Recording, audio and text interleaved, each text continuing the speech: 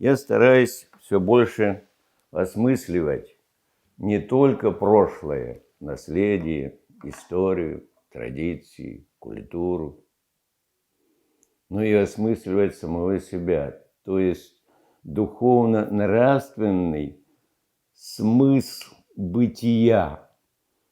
Это очень важно. Вот если задуматься, то по жизненным принципам я придерживаюсь 5 постулатов.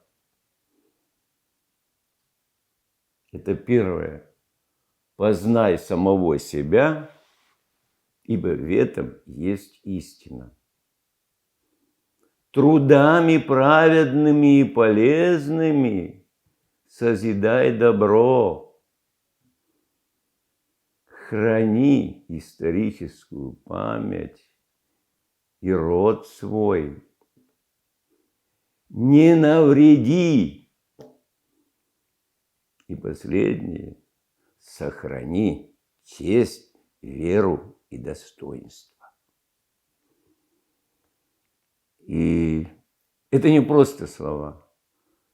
Это надо пережить.